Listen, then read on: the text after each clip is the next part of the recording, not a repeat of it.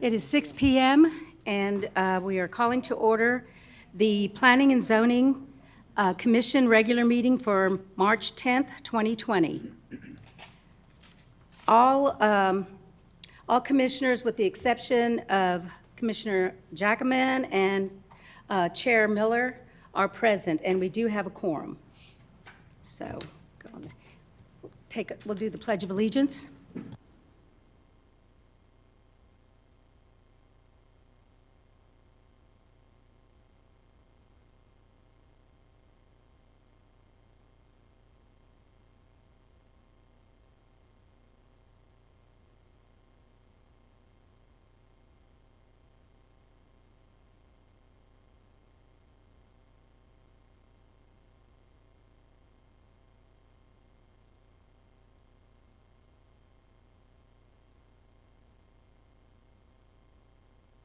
We don't have anyone signed up for citizens' comment period, so we will just move on to business items.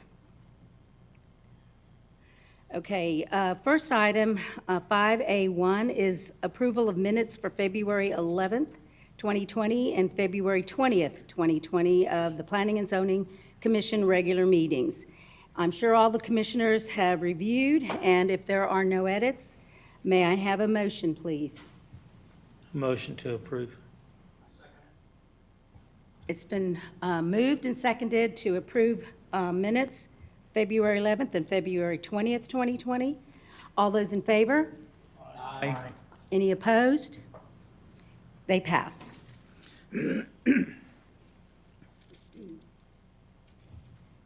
Next item for business is 5B1, which is items applicable to planning and zoning discussed at the February 20th and a city council special meeting and March 4th city council regular meeting.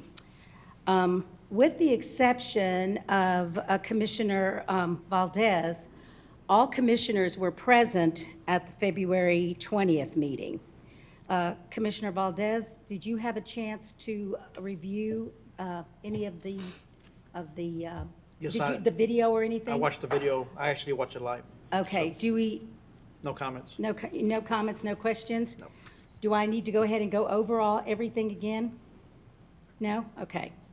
Now, the city council regular meeting, I was not present at that meeting, and I think only Commissioner Valdez was.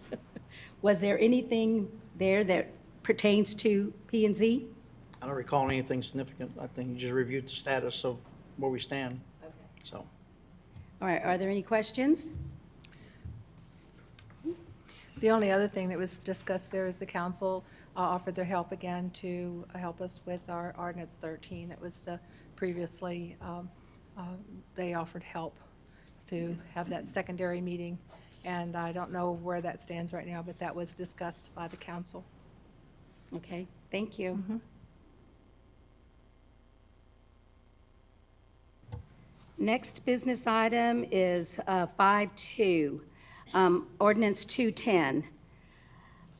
Do we have any, do any of the commissioners have any comments or recommendations to make with regard to Ordinance 210-02-2018? No? Then we can consider that discussed. Okay, here comes Freeze and Nichols' discussion with planning and zoning. We're to discuss and make possible recommendations related to the draft zoning ordinance. Cynthia, I would imagine that I will turn it over to you, just seeing if you were able to get any information or not, because I know it had to do with the charts.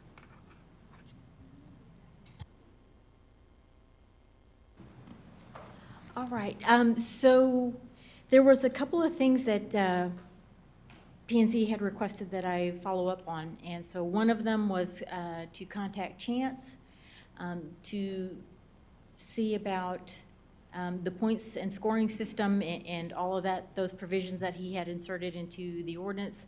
I know last session we had some lively discussion over how do we think that's going to fly or not from the attorney's point of view, we felt like those provisions will have to be removed from any proposed draft going forward. But the request was check in with Chance, if they could give us some details as to why they feel like that they might be supportable. Had any other cities, adopted similar types of provisions? Was he aware of anybody being challenged for similar types of provisions? And so I made 2 attempts since then to get in touch with Chance. He's not responded back. So at this particular point in time, our recommendation from the city attorney's office stays the same, is that we really strongly feel that is going to need to be deleted from the draft going forward. We're just not real comfortable with it. The more time we've thought about, and given it more analysis, since the legislation has come through, although there was initial discussions, round robin and round table types of discussions when the new legislature came out about, what's the best way to tackle this, and the point system was one of those things. There are differing points of view always, among the legal community, but our advice at this time is that we don't feel like they passed constitutional muster, and so, that's the purpose for our recommendation. And of course, if somebody else puts a system in place and we find out, sometime down the road that it does get challenged and it survives, and then we know we have good case law that says that type of program will withstand a challenge, then we can certainly revisit, is that a method to think about putting in place that type of incentive in order to gain that higher quality, or the use of higher quality materials, or those things that are perceived as higher quality materials. One of the things that this was kind of behind the scenes, in visiting with Nancy about some alternative situations, and I think we mentioned it briefly during the meeting, is that there is a program under the local government code. It's referred to as the Chapter 380. And Chapter 380 provides, it's about a half a page long in the government code, literally just a half a page long, that completely provides all the statute and regulations for a city to offer incentives. There are certain things you have to do. You have to adopt certain programs, and then you have to go through certain steps to offer somebody certain incentives, if you wanted to achieve a certain type of development. So we touched base with Nancy, but I think that's a little bit too soon to muddy the waters with what Chapter 80 does and doesn't do, and how it can play in with planning and zoning. So there are some options for the city, and those will be policy decisions that get made by council. And so once we are to the point where we think we're ready to push forward a draft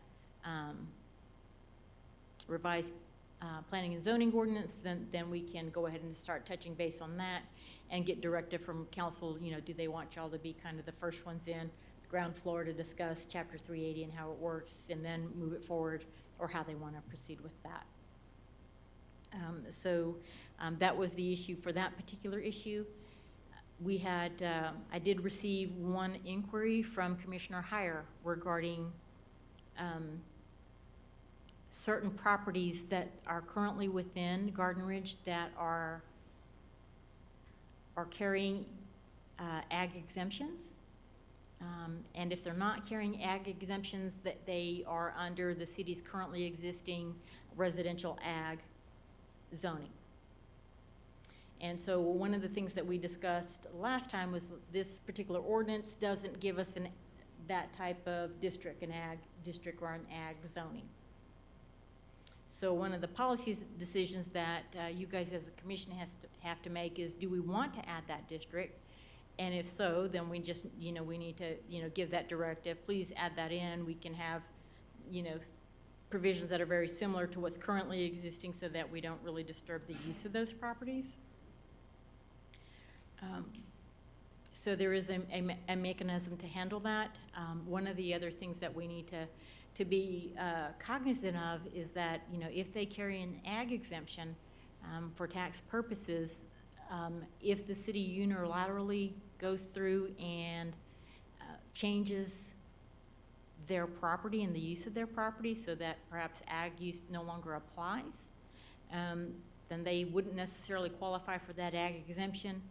But in addition to that, they potentially face the 5-year rollback of taxes when an exemption is removed from a property. So that's just kind of something we need to think about, you know. And I know at one point Nancy was looking up for us those. We have a handful of properties that we think might qualify, and I know you were able to remember 3 or 4 of them, but you know, at some point in time, we probably need to make sure to get that list together so that we know who and what we're talking about. And if so, you know, if that's the policy decision that the commission wants to make, we'll leave them ag and you know, make some provisions for them, you know, within this draft, and then, you know, those things can or those properties can stay in effect the way that they are. So with that, if there are some of those users that they currently have ag, but perhaps they have, you know, some grand plan in mind and they want to sell that property and they want to sell it as commercial, you know, maybe they've just retained ag because it was convenient for them, you know, no other reasons, but the mechanisms within the proposed ordinance are that, you know, they can do one of 2 things. They can either petition the city for, you know, to have their property rezoned, and go through, you know, through the rezoning process, and then, you know, they themselves can change the use of their property from ag to commercial. If they are within, you know, the area of the comprehensive land use plan that's kind of designated for commercial properties.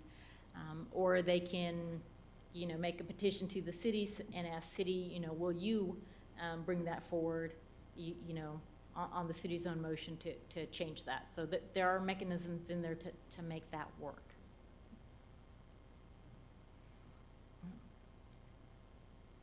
One of the other, we have 2 other inquiries. So one of the other inquiries was the use of what we're establishing, the zoning districts that we're establishing. How does that work at play with the zoning map and whatever we are officially calling the zoning map and the comprehensive land use map?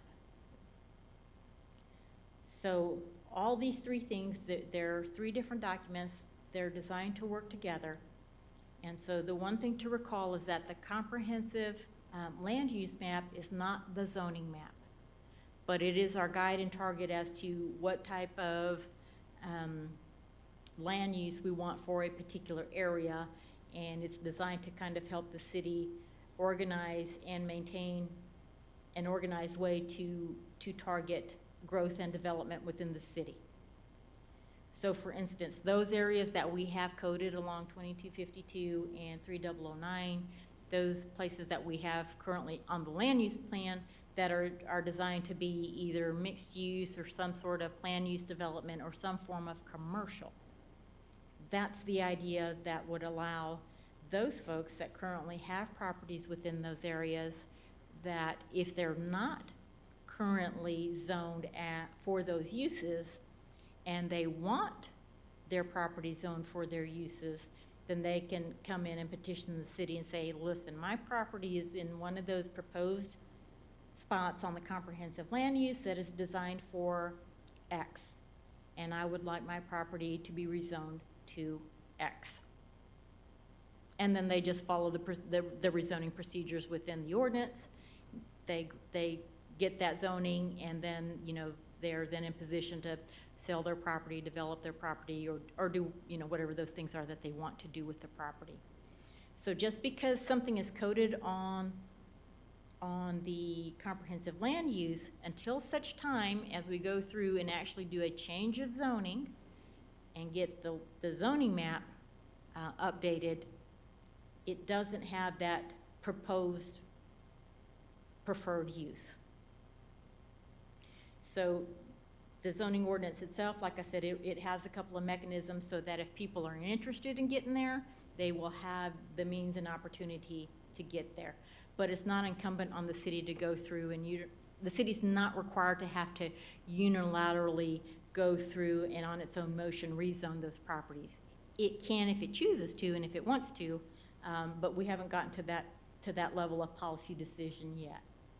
So just kind of keep, keep those things in mind. So, if you're currently a residential and, you are now in, please forgive me, I haven't learned the new codes yet. And if you're currently residential and your use remains residential and, within the comprehensive land use, your property's, residential, and that's the design, for that particular area, and now you come forward to rezone it to an incompatible use, well, then you go through that process and say, well, no, we're not gonna grant that rezoning because of X, Y, and Z, consistent with the requirements of, of the ordinance. Okay, so I hope that helps. I'm not sure. So does that kind of help guide y'all a little bit, on those particular issues? Well, I have a question based on what you just said, and I don't know that there's an area currently, I could be wrong, but currently zoned residential that would go to something else unless it's the portion on 3009 that might be residential and might go to mixed use or something right on that corner of 2252 and 3009 going north? I don't think so. Okay. I don't think so. I think those areas, especially on the comprehensive land use plan, we show those with the intent that they, at some point in the future, be developed into commercial areas. Okay, What I was referring to, if you're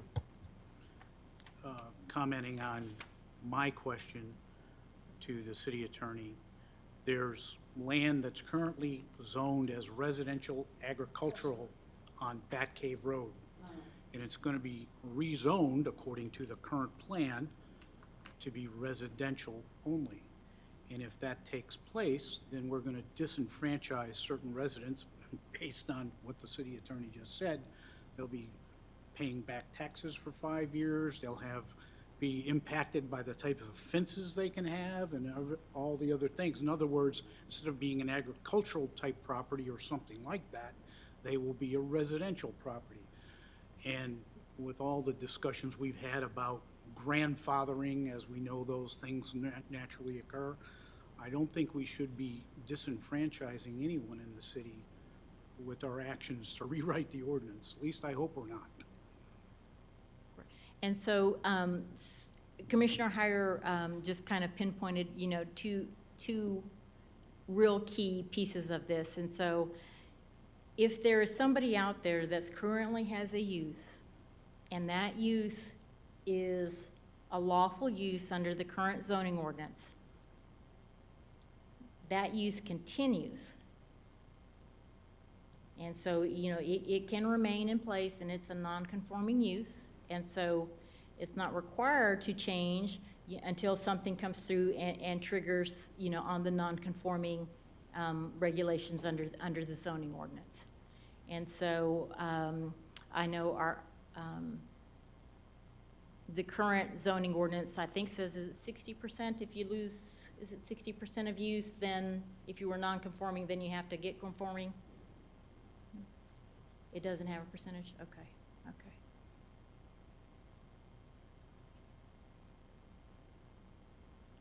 Off the top of my head, like I said, I know that we have non-conforming percentages, or we have non-conforming proposed in the draft ordinance, but I will double check those. But basically, if something is non-conforming, it continues as non-conforming, until such time as there's something that triggers that change, where they have to then change that use or come up to the correct use. So as I understand it, you're saying if it's agriculture residential and there happens to be a house on it and they want to sell it, it's fine, right? You don't have to change the agriculture residential. Why would one want to change that to all residential if there's not a restriction? And that was to the point of Commissioner Heyer. It may be as a policy decision that we leave that to the property owner, or the city, to make that level of decision, because there are certain consequences if we go through and And that would bring into the fact the rollback taxes are if we decide to put a percentages. Nancy, were you going to address that? I was only gonna say that, say you had a tract a property that was zoned residential agriculture, and the owner wanted to sell it, to some developer who wanted to create a subdivision. Well, then its use is changing, and because that use is changing, then there's the potential for that property owner to be paying those back taxes. You've got properties along 2252 that still are zoned residential agriculture. Not all of them have, just because they're zoned residential agriculture, they don't all have that tax exemption. Not all of them have that tax exemption. I want to say there's only 7 or 9 properties in the city that have that agricultural tax exemption, that if they change the use of that property from agriculture, then they lose that exemption, and then they're going to have to pay the taxes. But, And to me, that's certainly a negative impact on a resident. but it's that person's choice to sell that property. Well, yeah, but So that's kind of a false choice. You know, people, Well, let me finish. Yeah, they're not encumbered by the same rule then, right now, okay? If we didn't do anything. So now we're theoretically about to change something that could have an impact on them. So to say, well, it's their choice, it's kind of a false choice. well, let me just also add this. When Garden Ridge was incorporated and they did their first zoning ordinance, the residential agriculture was the base zoning in the city. And so some of those properties have stayed that way. And my point is, they should stay that way. We're not changing those right now, are we? No. We're No, not- they have to come in and request a Yeah, change in but we're not zoning, changing anything. The zoning order. But if- or whoever they sell it to. But the zoning map Let me- is current. Let me see We're the not map, changing I it. think I can point one out. Well, while he's looking, could I ask a question? Why would it be, if the property owner, the current owner, Property right there. decides to sell it, he is selling it as residential agriculture. But if the new owner, say the developer, wants to change that, would it not then be incumbent upon the new owner to go pay the back taxes? Or why would it be the current owner? Well, and that's private land use issues, Regardless, and so. Even- but right. even if And it so was- no- I'm sorry, Commissioner Howard, go ahead. even if it was the new owner, that has an impact on the value of the land. It makes the land more expensive. My point is, we should have no negative impact on any resident.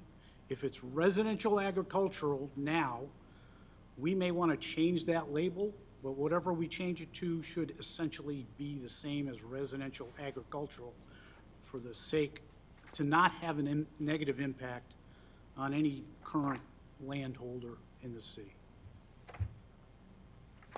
And so to that end, I hope I understood Commissioner correct from the last meeting, was that we need to consider adding ag district into the ordinance because in the proposed ordinance, because there currently isn't one. And so that's the point of this conversation, is that if we want to keep that use for those properties, then we need to get ag district, create another district that would be applicable to those properties. And so, maybe the easiest way is to just say, hey, Chance, take what we have now, ag districts, because we don't have that many of them, and plug it in, create us another district over, on this other end in the Right. proposed. This proposed, our current ordinance classifies, or we have a zoning district that's residence agriculture currently. the proposed ordinance would change that title to agriculture and agricultural homestead district. Oh, okay, okay. So the proposed ordinance does have that, and it's on page 12.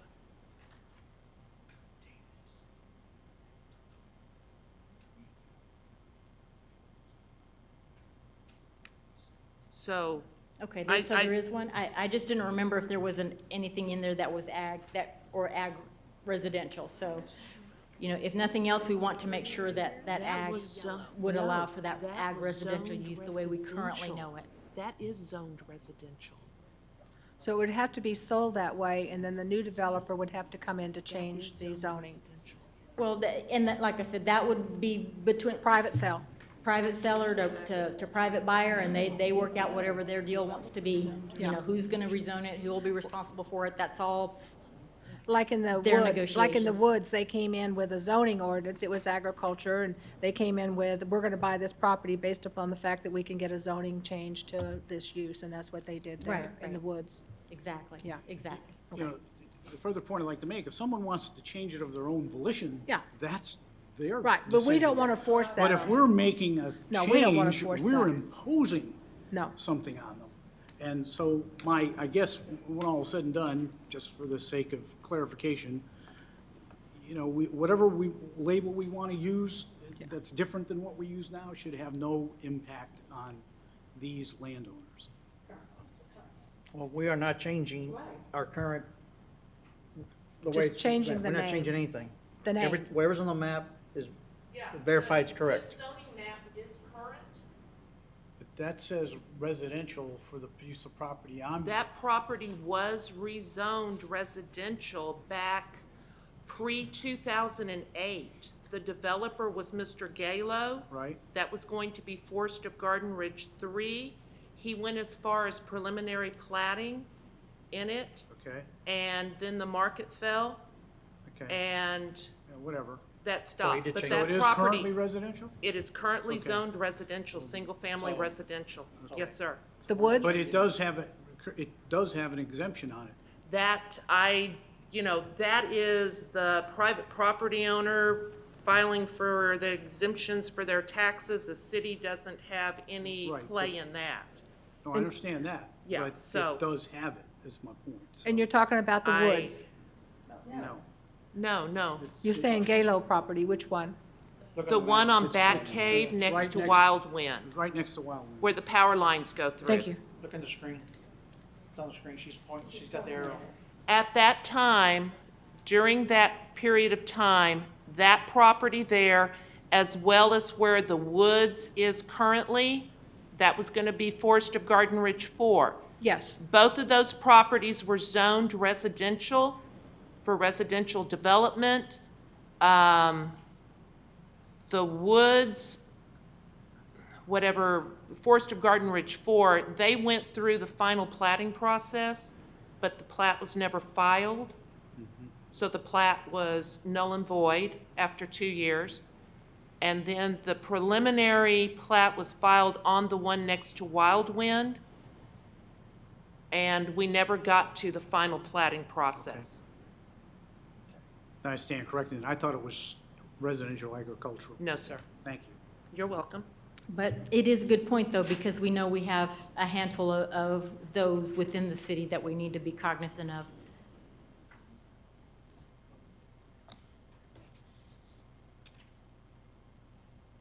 And then I had one additional inquiry as it related to RVs and RV parking. Because there are a lot of people out here that currently parking or have some sort of shelter for it. I don't know that it's I wouldn't actually go as far as call it a garage, but maybe like a carport or something. Right, an RV port.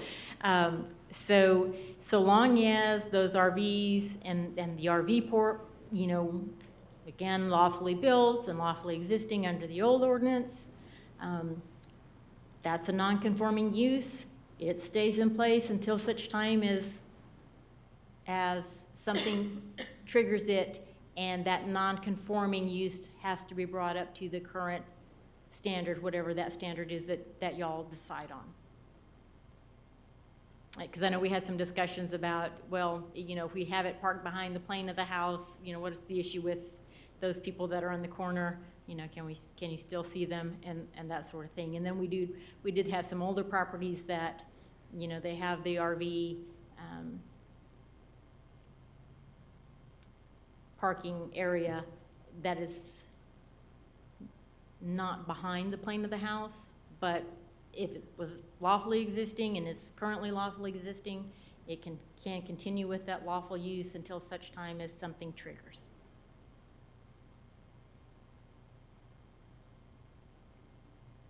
What would be, you know, in your opinion, what would be a trigger? That's, because I'm thinking, hey, something changes, but what would that be? So They take down the carport, they Right, do. right. So normally the trigger is, you know, an act of God. Lightning hits it, it burns. Wind gets it, blows it away. You know, while we never like to see those things, those are the types of things that normally trigger, are triggers for non-conforming in this sense for planning and zoning and for buildings and structures. So it's usually some form of destruction of the property to a certain percentage, which then requires that it be built to whatever the current code is. Or not be replaced. Or not be replaced, you know, as the, In that, whatever as section, the residential or situation whatever. demands. Right, right. Yeah. Say they have a parking pad that complies with our ordinance right now. And they want to, and it's not covered, and right now they don't have to have it covered. If they decide to cover it after the new ordinance comes in place, would that be a trigger? So the answer is if all they have right now is a pad and they want to come in and now make, you know, Cover it? you know, an RV covering of whatever, if the ordinance passes without that being a permitted use, then the answer is no. They could potentially, you know, well, actually, they couldn't even ask for variance because it's not a permitted use. Okay, so they could, I mean, if they wanted to Yeah. put a it's like cover it's a great over it, plan. or Dear enclose a resident. covered area, that would trigger a that would Right. trigger coming into compliance with our ordinance. Yes, ma'am. The new ordinance. Yes, ma'am. Very good, thank you.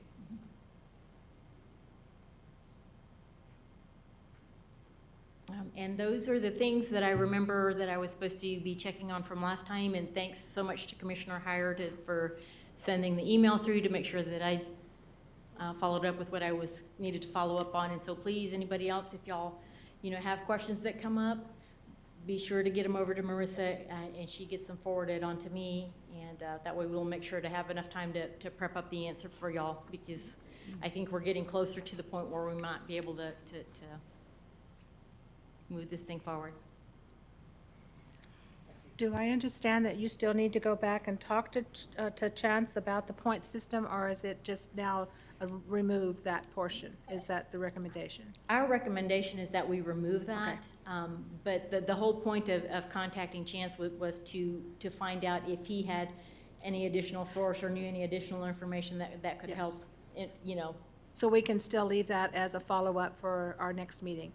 I'm certain he's going to return my calls because Okay. I've left him 2 messages, so he's going to get back to me, and then that way I can at least, I will be glad to just check in with him to say, hey, you know, you're in the business, you know, what have you heard? What have y'all found? Yes. Has anybody Maybe enough been time, a challenged? couple of months has fallen through, and a couple of cities may have some guidelines or some issues that have come up in other situations that would give us some alternative, rather than just placing it aside and not having any guidance other than this proposed new 380 or 360, 380 program that might be down the road, just to kind of help us as we finish up this You bet. ordinance in the next meeting. Perhaps we'll go on with other things, and that might come back in, and we could take a look at those if you could get some issues on that.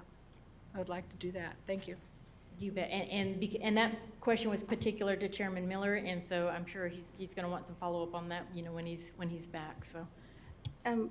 I will say, though, that while maybe if you hear from Chance, it would be interesting to see what he says.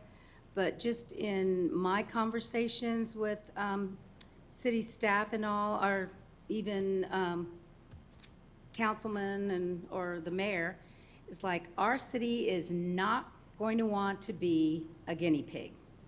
And even if the last 4 or 5 months have gone by, I still don't think we are of the mindset to say, let's blaze the trail, you know? I don't think enough time has gone by personally, but that's just my opinion.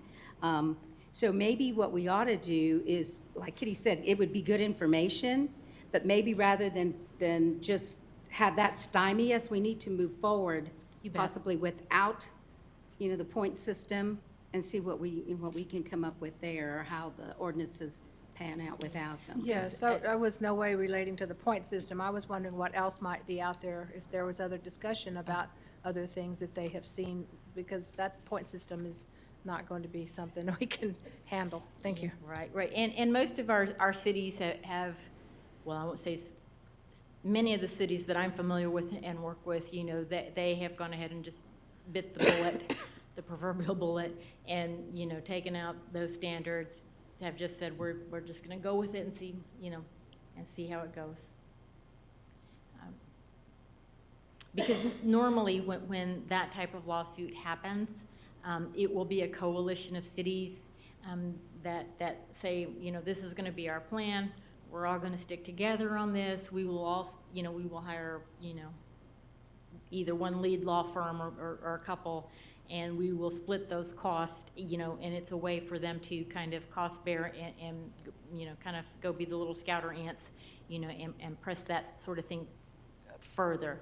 But generally speaking, you know, historically, that's going to be, you know, the city of San Antonio and some surrounding cities are going to push on that. You know, city of Houston and, you know, a couple of surrounding cities are going to push on that because they can absorb the costs. We're still a ways from looking at a developer coming in. I don't know what's down the pike, you know, on 2252.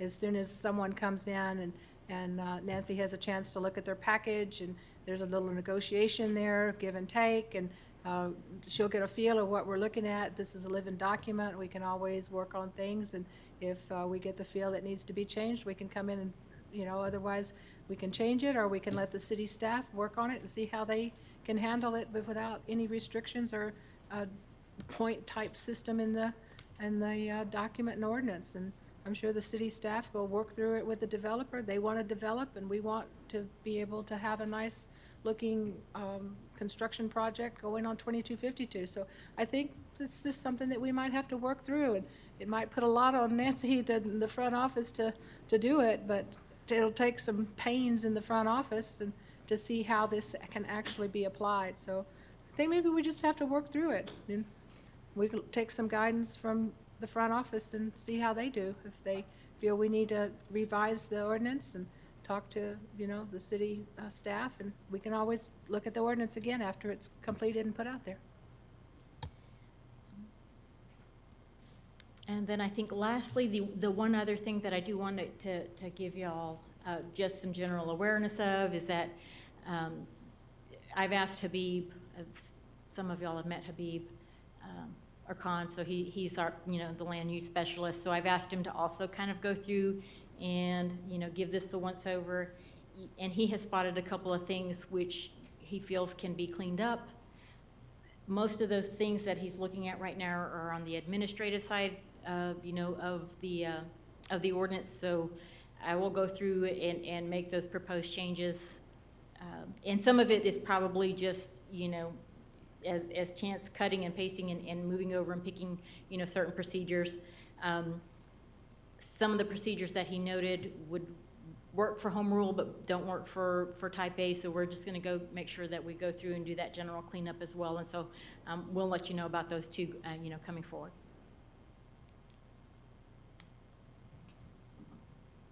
Thank you, Cynthia. We really appreciate the information. Okay, having heard what our attorney has given us over the last, say, 20 minutes or so, are there any commissioners that have any other questions regarding what, because my understanding is we've gone through the whole thing, we had questions. There are some, we noted several pages for changes over the last review. Anybody else have any questions? I recall having, to talk about the use chart on page 25, that we wanted to go over that again today. That's what is that correct?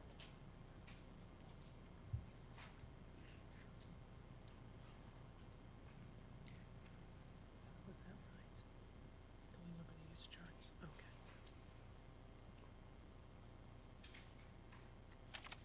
okay. The several pages that begin on 25 or 27? I know Oh, several- 25. I know several 25. people had questions on it last time, Well, and we said we'd just start over again on this, but I don't remember I don't have detailed questions written down. Just throw it back to the commission. Other than that, I don't think there was any other discussions to follow up on. the way the chart changed, if I'm not mistaken, is that where maybe it had blanks before, now it has X's, and then we have S or P's or, whatever on there. What was your question? Was I didn't there? have a question. I knew some other commissioners wanted to spend some time going over it just today. Okay. Isn't this also discussion related to how the point system was applied to this chart? And that would have to be coordinated with that point system? Maybe I have the wrong chart. I thought that's what, we were talking about the chart and how it was related to use of those point systems. There's, I may have the wrong chart in memory. What's the other one? And if we're moving out the point system, then we'd have to rework that chart. Yeah, where's that? Are you referring to page 45 then? That's the one. Okay, that's the one that yeah. Yeah. Yeah, thank you, Commissioner Owen. But that's right, that we talked about, these were changed because of the point system. Do we want to put them back or what? So, yeah, I had the wrong chart, excuse me.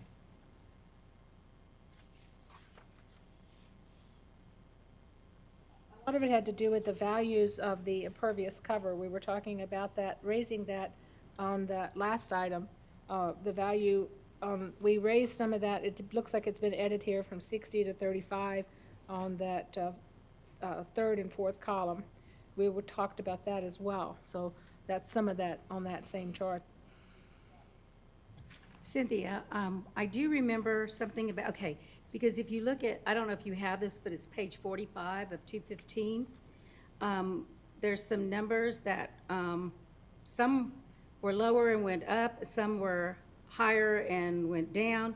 And I believe we had a question that we wanted to ask Chance to say, okay, where we lowered it previously, or where it was higher, and that was their number, okay, and we lowered it to show the asterisk number, then without the point system, because this is another thing we were going to look at, using possibly point system for maximum height, maximum building coverage, and maximum impervious cover. I thought we were going to ask Chance where they came up with their original numbers. So that, what I recall, but I don't have confirmation from him, was that he was going to adjust these numbers to give that play within the numbers to make it work with some sort of incentive type of system. But if we don't have an incentive system, would he recommend we go back to the numbers that they had originally put in there, or somewhere closer to those? And because the impervious cover of 35, or even, well, 35 anyway, on neighborhood commercial district, where is that? Where's our neighborhood commercial district? I don't even see that. Oh, maybe. Mixed use, like within a Okay, residential so area. we need to get the top row, the names, those, we need to have our names on there so that we know where they match. Because, I don't, well, there's mixed use right down below that. Yeah. Neighborhood mixed use, community mixed use, but this, neighborhood commercial, where's that? It used to be, office and professional before. That's what, if you look Yeah, on page office, 11, it's it got needs the to be old and new. changed to office and professional. That's what, we talked about that last time, but this chart's not been updated, so we don't Right. have a new draft. No, it just, I mean, it has the new names. Okay, so, oh, page 11 shows the new name, oh, that's right, it shows the new names and what the old names used to be. Correct. Okay, so, if we have office and professional, we had lowered maximum height to 25 from 35 that Rvs and Nichols had originally put in there. And then going down to the bottom one, impervious cover, well, I think we've learned that there's no way, if you're gonna have a neighborhood commercial district, which used to be office and there's no way they can do 35. I mean, really, when you got parking and things like that. So that was, going back to my original question, knowing, and we had gone down because we thought we were gonna have a point system that then they could work their way up. Right, right. But without that, I think these numbers, we really need to look at these numbers again and say where we think they should come out and then check with the chance. Yeah. The numbers that Exactly, are, because the numbers are gonna be policy decisions, and Right. so the only legal guidance there, you know, that we can tell you for certain is that you can't make that so restrictive so that Right. people don't have use of their property. Right. And because once we get this done, we do not want variances. We do not want to have to do variances. We need to get the numbers in a, you know, in a better realm so that people can work with this land and that, because I don't see us giving a whole lot of variances once we actually get this done. the numbers that are scratched out were the numbers in draft one. Right. So- And those were so- by Rvs and Nichols. Yeah, so then when the new numbers on this draft was the point system, so. Right. So, Yes, Nancy? so, On your maximum height, Mm-hmm. our current ordinance allows 35 feet as a maximum. So he used that, as a, Yes. and the districts that we do currently have, your comparison chart is on page 11. Right. We found it. Okay. The 35% impervious cover is pretty much across the board, except when you get into, I think your industrial and your, church and school. Well, here it says mixed use and community commercial. Is that, It should be 35%. okay, good, well, I mean, our current, current. our current zoning ordinance is predominantly 35% until you get like into your industrial and your schools and church areas. And how well have we stuck to that? Well, along 2252, just about every building project that has occurred up till now has had an adjustment in impervious cover. do you have an 'Cause it's- idea what the largest, what, is it around 50 or 45, or what's? And- I want to say your average is going to be somewhere 46, 48%. Average, okay. But I know these numbers came about because we thought we would be working with, or the city would be working with a point system to get them up. Yeah, right, we gave them some room to go up. Well, now, we need to look at this, go over, you know, these that are in green, to give council, you know, some thoughts from P and Z to where these numbers need to be, then council has to make the decision. And currently, we do not have a percentage on maximum building coverage. That's something new that Chance has placed in this. So that's, that whole line is new. That whole line is new. I would have to go back and check, but I think,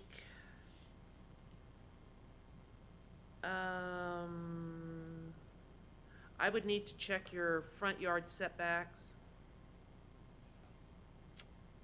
Some of your side yard setbacks, because off the top of my head, I'm just not remembering what each district currently has.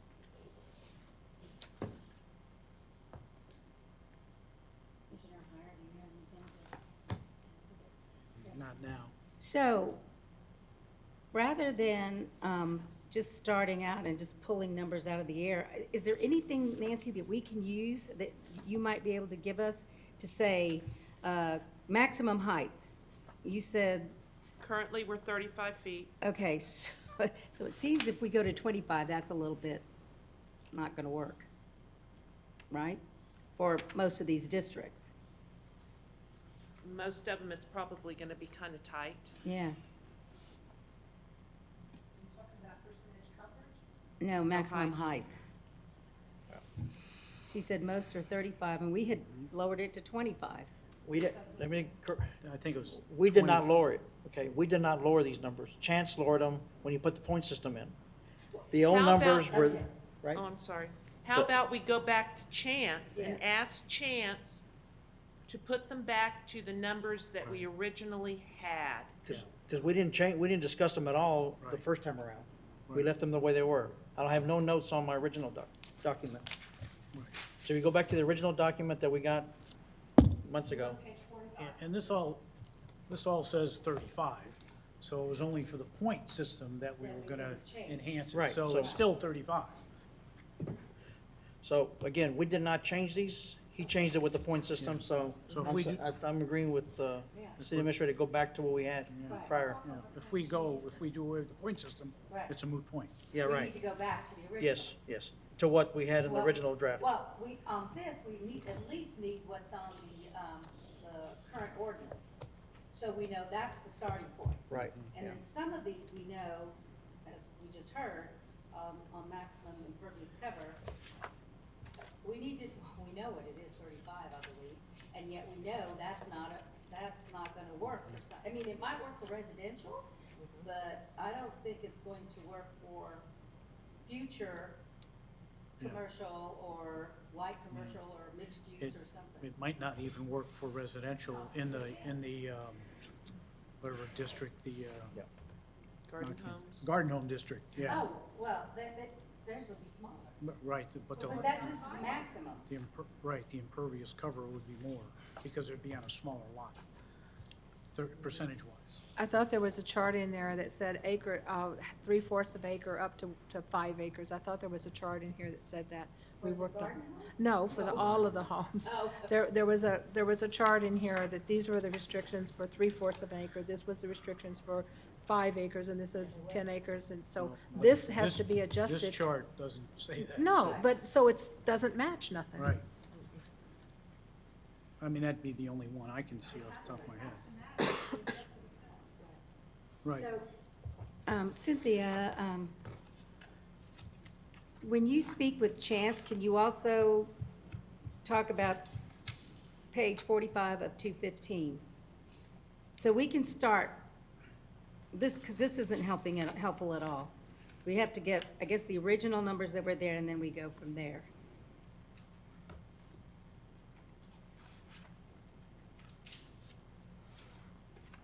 Oh, yeah, I have this.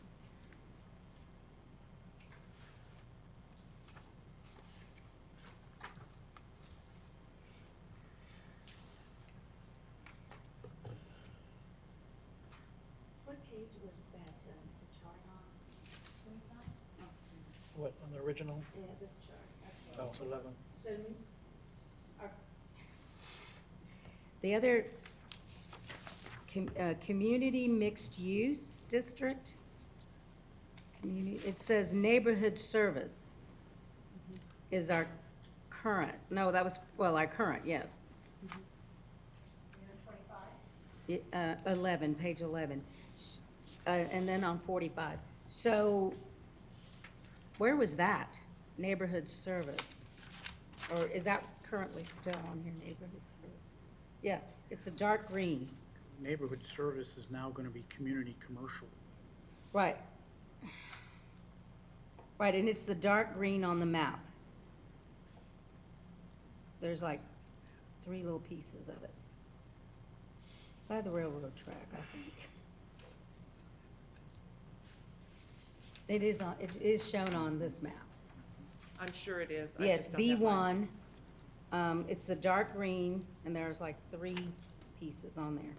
So it is becoming, It should be Easy Mart, Mr. Overman's property, yes, and Ms. Gangel's property. All there at the intersection. oh yeah, Easy Mart, this, and this, yes. And whose is this? Whose is this? Here, I've got it in front of me now. Mm. And there's one further down. Oh, yeah, Oh, and then that's the driving range, but part of it is office and professional. The front 300 feet was zoned, neighborhood services. oh, We're trying to figure out the one that's way far to the left on the map. on the map, dark green, down like where Winco That's, is. Is that- that's Winco's old location. Okay, That's the one that has the long flag driveway to it, or Okay. straight driveway. it's behind their current building? the Yes. big- Yeah, Yes, that's theirs. okay. Okay. Okay, and that's B. Neighborhoods. I know. Community commercial. This is B1, yeah. I know.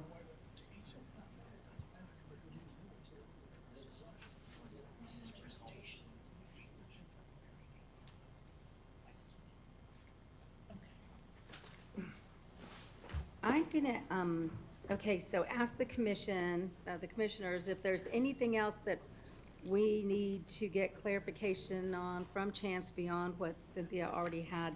Okay, well, I went back to the presentation that Chance made when he was here, Uh-huh, and two of his, he had the slide that has that chart on page 45, from the previous version, and then the following slide has his transition to the incentive-based option. mhm. It has, had originally planned to relax in previous cover standards, so then he changes, he talks about changing those reasons for that, for the incentive program. So that was on his presentation that he made when he was here.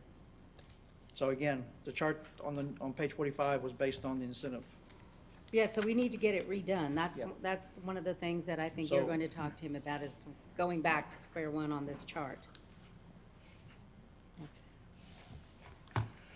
Was there anything else that anyone has marked that, Nope.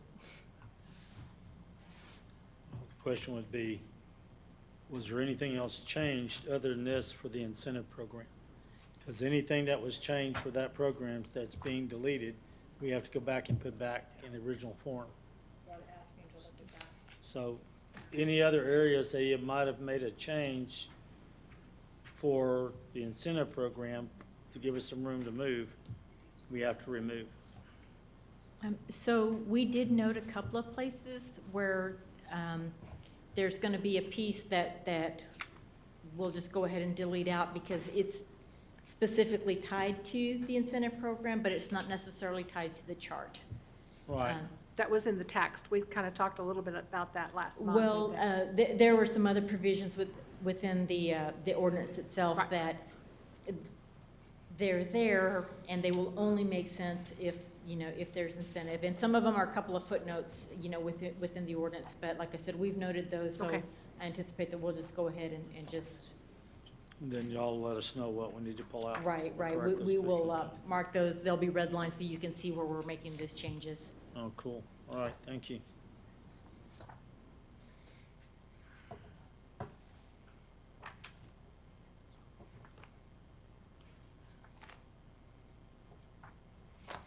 so Nancy, I guess I'm wondering whether or not,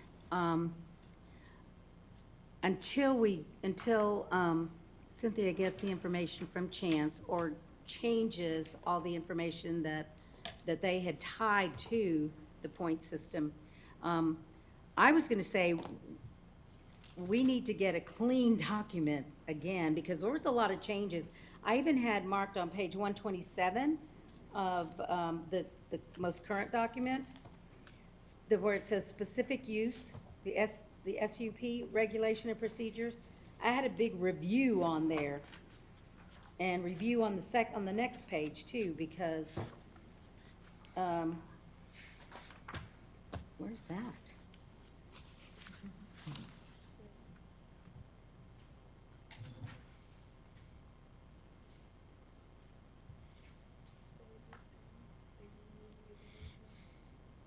Specific use? The commission needs to review it, or who do they want?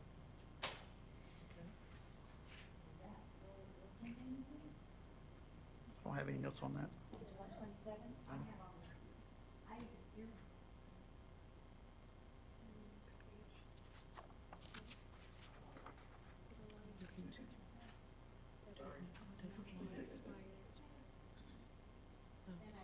That I recall, one of the issues we had with the specific use permit is that it looks very, very different than what we have currently in our ordinance, and I think that I remember is that we wanted to ensure that, that we were now using specific use permits as it's intended, in the local government code.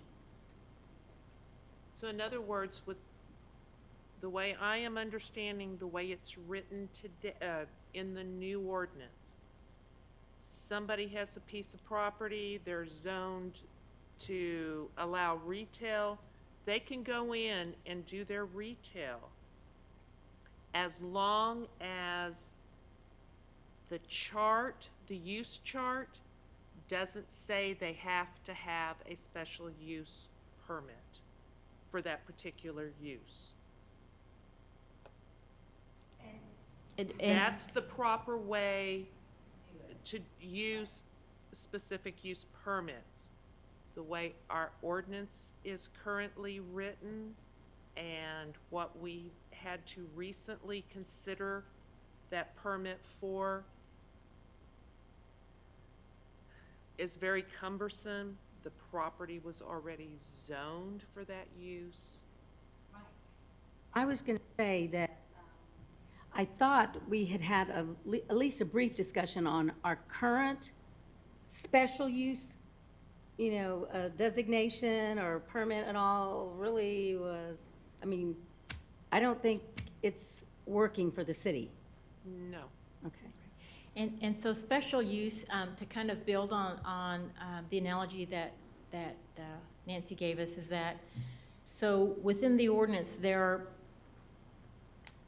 there will be certain provisions that,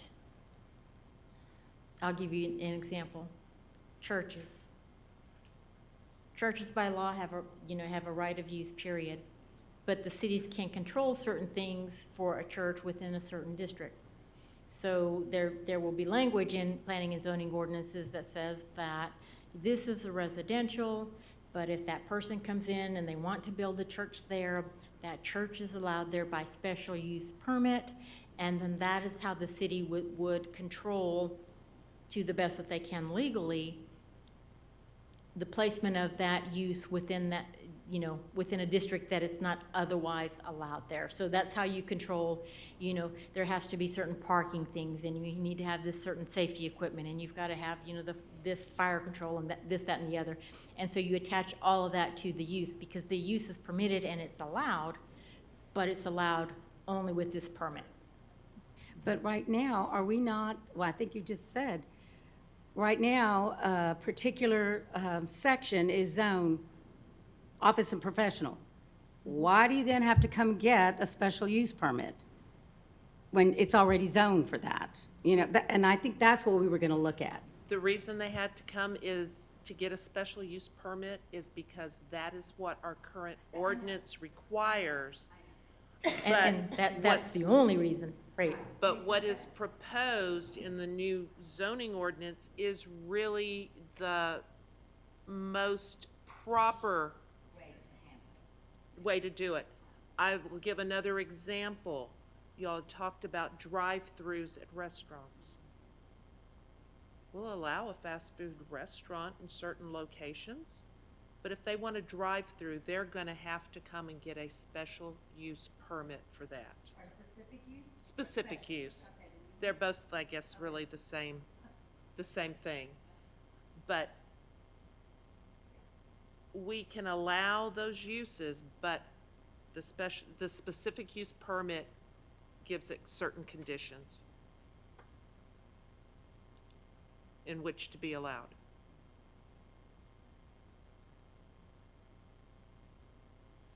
Any other comments?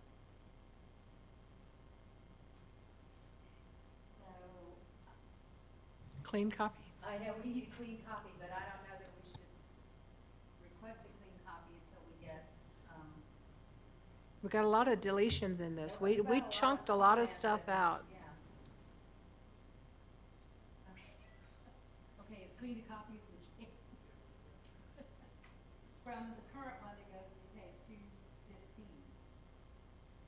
It's actually our second go round, because it's, until we Yeah, get. I mean, I don't think it's gonna take a little time. I don't think we're going to get the clean copy until Chance removes the incentives. So the issue we could face is, because I can make these deletions, that's not the issue, but, I don't know that we want that many hands dabbling in, in the ordinance. So, if y'all would like me to, then I can maybe strike those provisions just so, and then let Chance, make the other changes, and I can give him notices saying this is where we're headed. Now, And still get the background of those other pieces of info that we want. I believe Marissa has already made some edits that the commission has found. So that copy with those edits could be forwarded to Chance. So then we don't have to redo that, because I know what he sends us is still gonna have some of those edits. So that would save one set of hands dabbling in it. I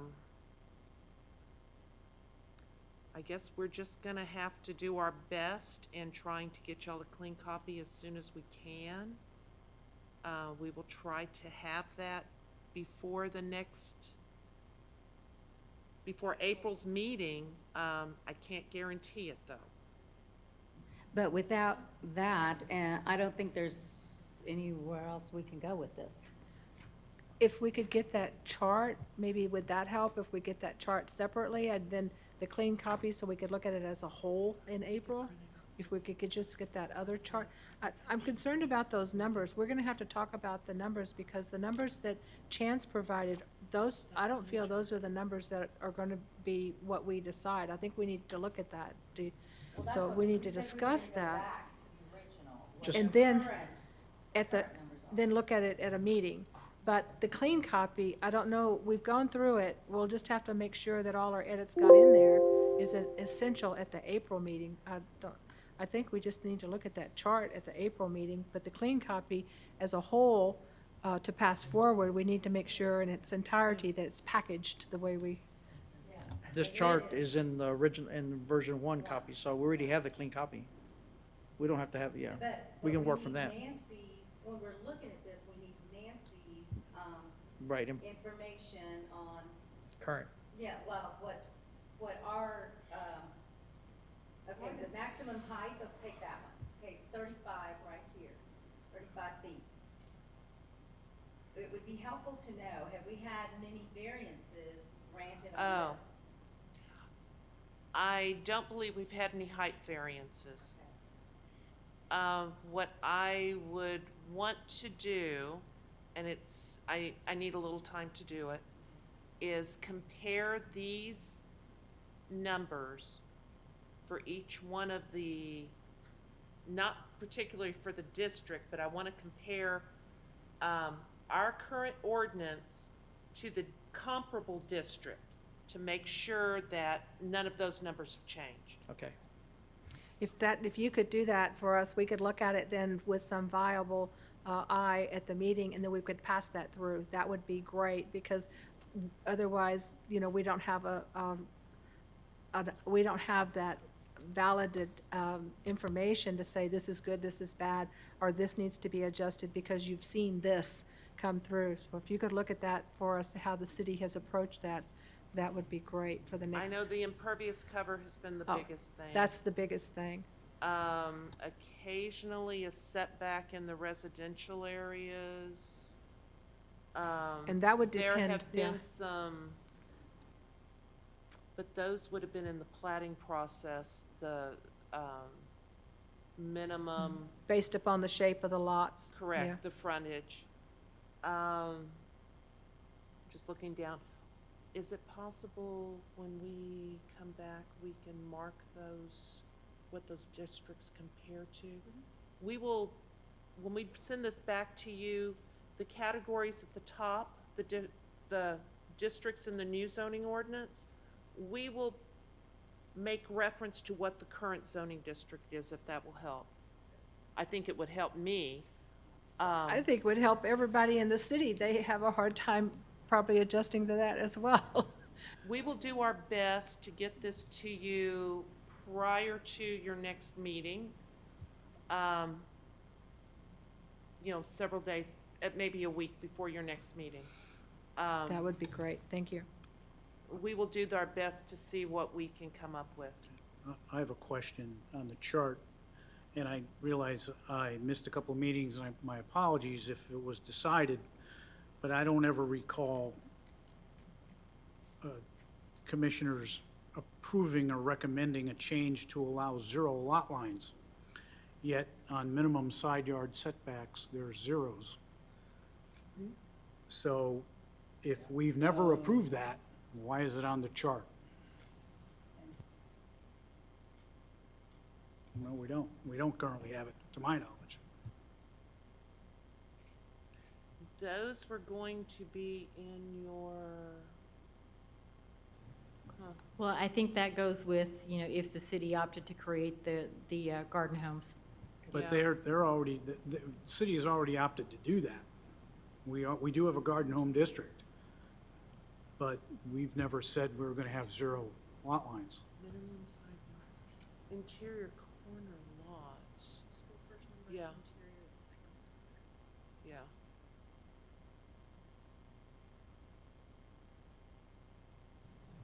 Not sure what the answer is, but it's something greater than 0. Might be 5 feet or whatever it is, but it's not 0. And does this mean 0 to 15, up to 15? Well, when No, you look, it's interior corner. Look in the parentheses on the heading on the side.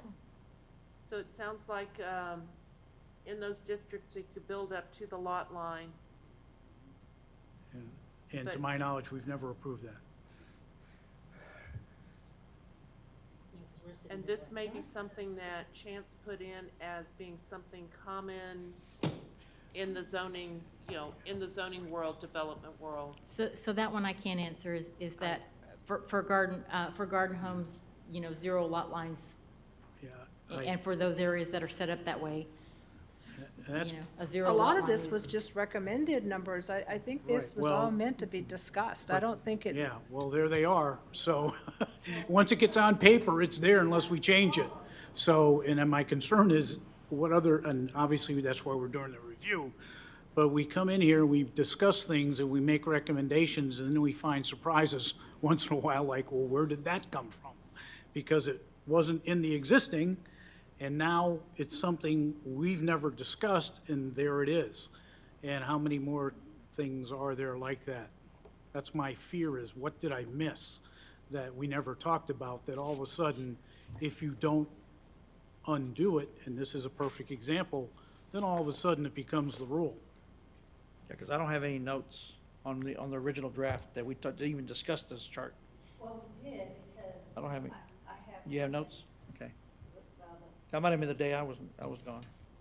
Well, maybe But we not need, many. yeah, maybe we need to discuss this chart in depth, because right now it says 0. Well, and I think this chart as well as the use chart, because as we saw with the use chart, I think there was some additional uses that we wanted to make sure that we get regulated that weren't in there.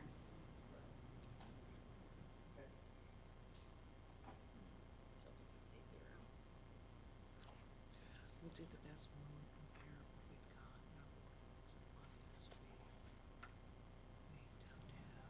area. I can give them like a frontage, width. I don't know if I can give them depth. I can't give them the building coverage percentage. Any other comments that we need to make sure get addressed? Any other issues? I think we just need to spend some time on these two charts and that'll get us moved along. Okay, so it appears though that now, once, we're going to be waiting for the direction from Chance, and Marissa is going to provide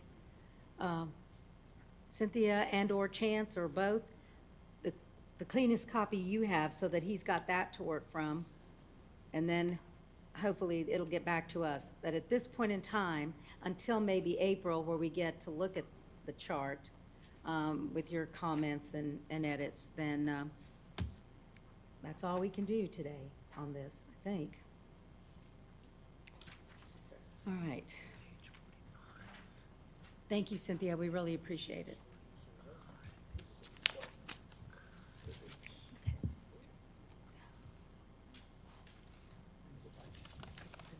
Okay, the next item on the agenda is 5C, future agenda items. I think I just mentioned a couple.